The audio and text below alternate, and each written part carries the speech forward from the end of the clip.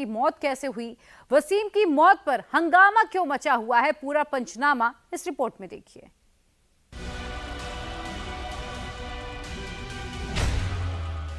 ओवैसी का दावा है कि मुस्लिम नौजवान को पीट पीट कर तालाब में फेंका गया, झूठी कहानी बनाई गई। इमरान प्रतापगढ़ी का दावा है कि पुलिस ने वसीम को पीटा और तालाब में डाल दिया। चंद्रशेखर का दावा है कि रुड़की में वसीम के दांत तोड़े गए, पिटाई के बाद तालाब में डाला गया। संभल के सांसद जियाउर रहमान बर्क का दावा है कि पुलिस ने वसीम का नाम पूछा और तालाब में डुबाकर मार डाला। सोशल मीडिया पर कहानी का दौर शुरू हो चुका है। कोई कह रहा है कि हिंदू संगठन के लड़कों ने वसीम को मारा, कोई कह रहा है कि वसीम के पैर बांधकर तालाब में डुबाया गया, कोई कह रहा है कि वसीम अच्छा तैराक था इसलिए तालाब में डूब नहीं सकता। लेकिन रुड़की में हुआ क्या है? वसीम की मौत कैसे हुई? वसीम आखिर था कौन और क्यों पुलिस इसके पीछे थी? न कोई पता कर रहा है, न कोई बताना चाह रहा है। बस सबने अपने अपने हिसाब से काम की लाइनें निकाल ली और एजेंडा और नैरेटिव का काम चल पड़ा। ये वही तालाब है जिस तालाब में वसीम की मौत हुई। ये वसीम का गांव है और ये वसीम के गांव वाले हैं जो खुद मुसलमान हैं। वसीम की हिस्ट्री, परिवार की मिस्ट्री, ये सब बता रहे हैं। वसीम की मौत कैसे हुई और वसीम क्या था, इसी को डिकोड करने के लिए हमारी टीम हर उस जगह पर गई जिस जगह का कनेक्शन वसीम से था। ये वही तालाब है जिसमें पुलिस से बचने के लिए वसीम कूदा था और इसी तालाब में डेड बॉडी मिली थी। हम रुड़की के माधोपुर यानी कि उसी गांव में मौजूद हैं जहां पर वसीम तालाब में गिर गया और तालाब में गिरने से, डूबने से उसकी मौत हो गई। ये पूरा मामला कैसे सामने आया, कैसे जो वसीम था वो तालाब के अंदर गया, वो हम आपको तस्वीरें दिखाएंगे। सबसे पहले मैं आपको बता दूं कि इसी तरफ से जो उत्तराखंड पुलिस की रुड़की की काओ जो स्क्वाड है वो यहां पर लगातार फॉलो कर रहा था। उन्हें जानकारी मिली थी कि वसीम नाम का शख्स जो है वो अपनी स्कूटी पर है और स्कूटी पर गाय का मांस लेकर वो यहां से फरार होने की फिराक में है। उसको रोकने की कोशिश की गई लेकिन वो स्कूटी को लेकर जैसे ही आगे पहुंचता है, पीछे जो काओ स्क्वाड टीम होती है वो मौजूद होती है, उसे रोकने के लिए लगातार दबाव बनाती है। लेकिन यहां मोड़ पर आकर जो स्कूटी है वसीम की वो डिसबैलेंस हो जाती है। स्कूटी को यहां पर छोड़कर वसीम जो है यहां से सीधा आगे की तरफ भागता है। और क्योंकि ये बताया जा रहा है कि वसीम जो है वो एक जिम ट्रेनर है, जिम ट्रेनर के साथ ही वो अच्छी स्विमिंग करता है, अच्छा तैराक भी है। लेकिन इसी बात का वो फायदा उठाता है और माधोपुर गांव में ये जो आप तालाब यहां पर देख रहे हैं, काफी बड़ा ये तालाब है और यहाँ पर आप फिलहाल देखेंगे पुलिस की टीम भी यहाँ पर मौजूद है जो लगातार इस पूरे मामले की इन्वेस्टिगेशन कर रही है। जो पीछे काओ स्क्वाड टीम थी उसे गच्चा देके, उसे चकमा देके फरार होने की कोशिश जो है वो वसीम करता है, ऐसा बताया जा रहा है। और ये जो ट्रांसफार्मर आप देख रहे हैं इसके आगे से इस तालाब के अंदर छलांग लगाता है और छलांग लगाने के बाद बताया जा रहा है कि काफी हद तक तालाब को पार भी करता है वसीम, लेकिन आगे जाकर तालाब में डूब जाता है और बिल्कुल जो एंड है जहां पर आप देख रहे हैं फेंसिंग हो रखी है वहां से बॉडी निकाली जाती है वसीम। सोशल मीडिया पर वसीम की मौत के बाद जब कहानियां शुरू हुई तो पुलिस पर आरोप लगाने के साथ वसीम को अच्छा तैराक साबित करने वाले वीडियो और पोस्ट भी घुमाए गए। लेकिन सच क्या है वो आप इन तस्वीरों से समझिए। ये वीडियो उस वक्त का है जब वसीम की डेड बॉडी को तालाब से बाहर निकाला गया था। कोर्ट द्वारा तय नियमों के कारण हमें डेड बॉडी के कुछ हिस्सों को ब्लर करना पड़ा है, लेकिन वीडियो में एक बात क्लियर है कि जब वसीम को तालाब से बाहर निकाला गया तब न तो उसके हाथ बंधे थे, न ही पैर, और न ही उसके हाथ पैरों पर रस्सी से बांधने के कोई निशान थे। ये जो निशान बताए गए थे उसको भी जो पीएम रिपोर्ट में बिल्कुल क्लियर दिया गया है, क्योंकि स्कूटी के फिसलने के बाद और उसके बाद तालाब में कूदने से और उसको तैर के पार करने में कई प्रकार की और अन्य चोटें भी आ सकती हैं, लेकिन वो चोटें इस टाइप की नहीं हैं जो पूर्व में बताई गई थी। तो मैं किसी भी ऐसी जो सोशल मीडिया में जो भ्रामक खबरें चल रही हैं उसका मैं खंडन भी करता हूं और इस संबंध में जो गलत तथ्य सोशल मीडिया पर दिए गए थे उस पर पुलिस ने संज्ञान भी लिया है और कोई और व्यक्ति अगर इस टाइप का सोशल मीडिया पर गलत तथ्यों को लेकर आएगा उस पर पुलिस की कार्रवाई कराएगी। जो सच पुलिस ने हमारे कैमरे पर बताया वही सच वसीम के पोस्टमार्टम रिपोर्ट में भी दर्ज है। पोस्टमार्टम रिपोर्ट में न गोली लगने का जिक्र है, न दांत टूटने की बात है। रिपोर्ट में मौत की वजह तालाब में डूबने की ही बताई गई है। चेहरे पर जो चोट के निशान है वो स्कूटी से फिसलने के कारण लगे हैं। जो यहाँ की पुलिस है, उत्तराखंड पुलिस, वो अभी भी माधोपुर गांव में मौजूद है, जो इस पूरे मामले की जांच कर रही है। जो सूत्र हैं उनका साफ तौर पे ये कहना है, और साथ ही पुलिस का इस मामले के अंदर ये कहना है कि पोस्टमार्टम करवाया गया और पोस्टमार्टम में इस तरीके के आरोप जो है वो पूरी तरीके से गलत पाए गए। ना ही बॉडी पर कोई गोली लगी थी और ना ही जो दांत है वसीम के वो भी टूटे हुए नहीं पाए गए।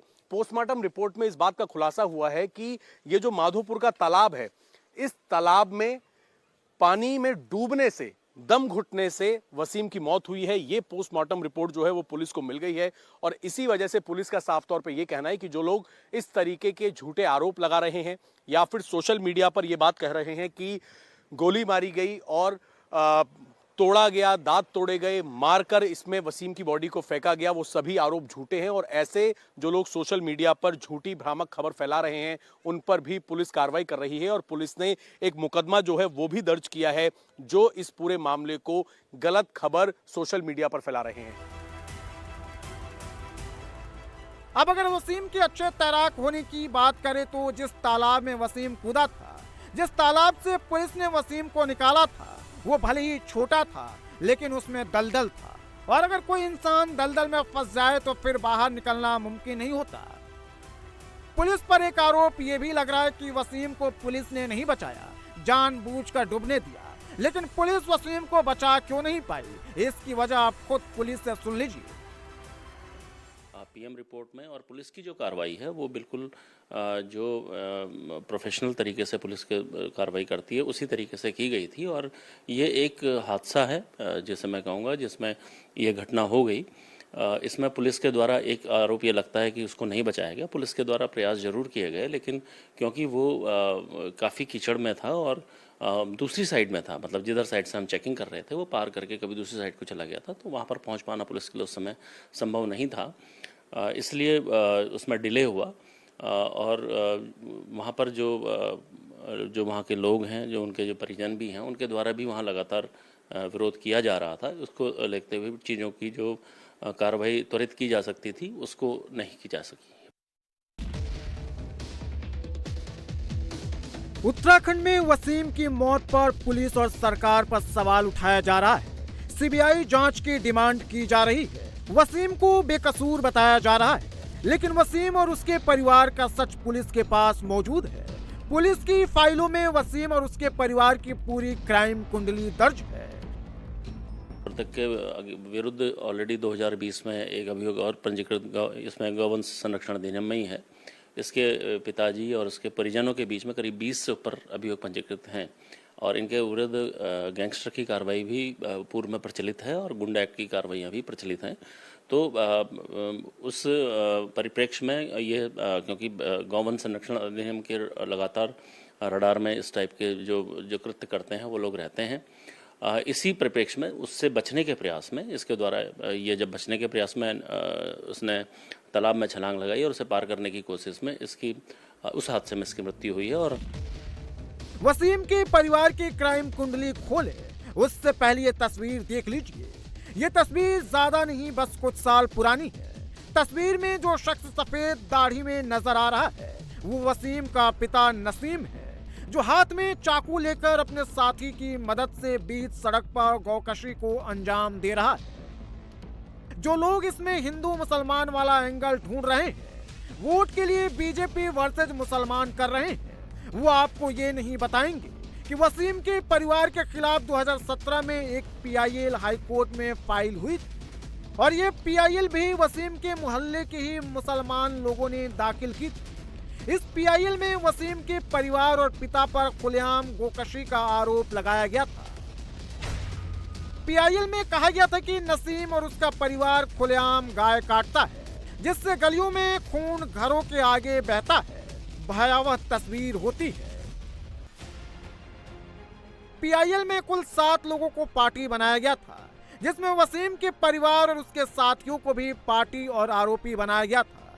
पीआईएल में गोकशी करते हुए वसीम के पिता की इस फोटो को सबूत के तौर पर पेश किया गया था। ये पीआईएल आलिम नाम के शख्स ने दर्ज करवाई थी, जिसमें मंसूर नाम के शख्स ने सबूत जुटाने में मदद की थी, जिससे वसीम का परिवार नाराज हो गया था।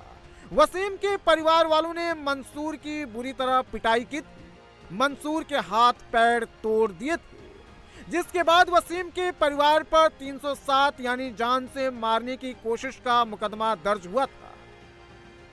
कोर्ट में इनके गांव के लोगों ने भी कुछ कभी डाला था, कोई पीआईएल डाली थी कि इनके पिता के जरिए कुछ गौकशी के मामला था, ऐसा भी कुछ था सर? कोर्ट में माननीय उच्च न्यायालय के ही निगरानी में गौवंश संरक्षण स्क्वाड का जो इसको बनाया गया था और वो उसकी जो पीआईएल है वो इसी गांव से इन्हीं के ही परिचित लोगों ने दायर की थी और इन्हीं के अगेंस्ट वो दायर की गई थी। जी, बहुत शुक्रिया।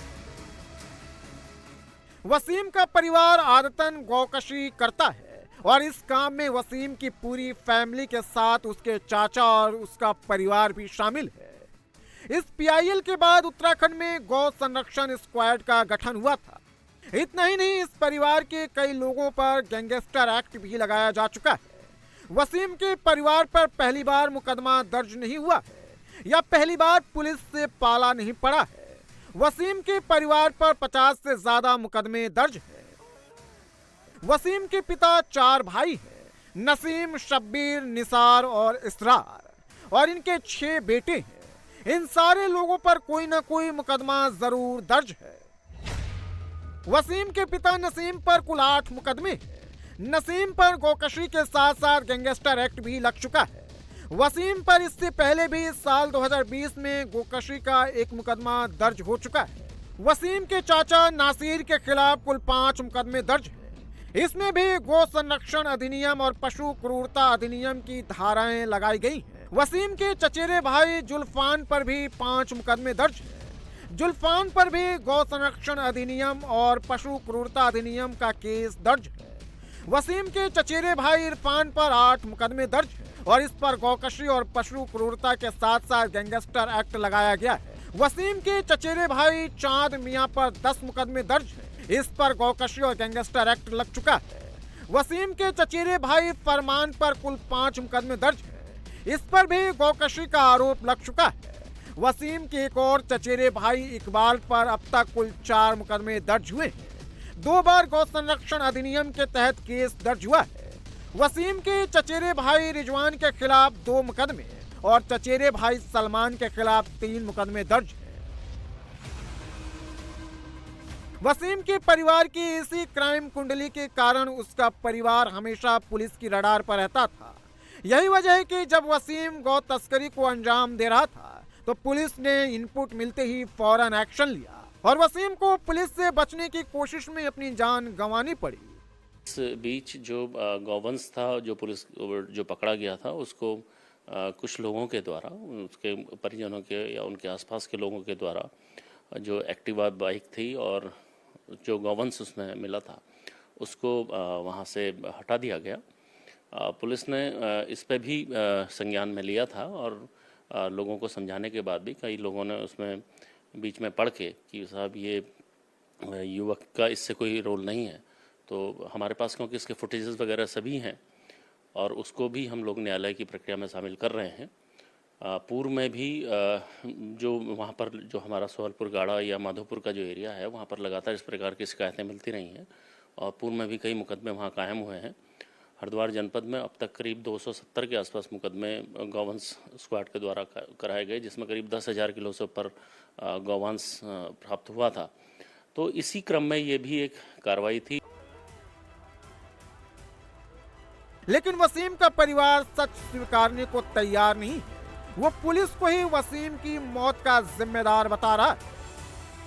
आज कुछ जगह से ये जानकारी मिली कि 2020 में भी कोई इसी तरीके का क्या कोई मुकदमा दर्ज हुआ था वसीम पे, और क्योंकि आपके गांव के कोई शख्स है जिन्होंने हाई कोर्ट में एक पीआईएल दाखिल की थी 2017 में, जिसमें 5 लोगों को पार्टी बनाया गया था, एसपी, डीएम, आपका भी उसके अंदर नाम था।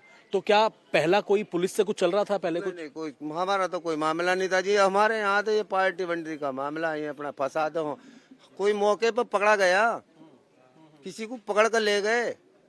जो केस बता रहे हो मैं कहाँ से पकड़ा कहाँ से नहीं, बताओ कहाँ से पकड़ कर ले गए।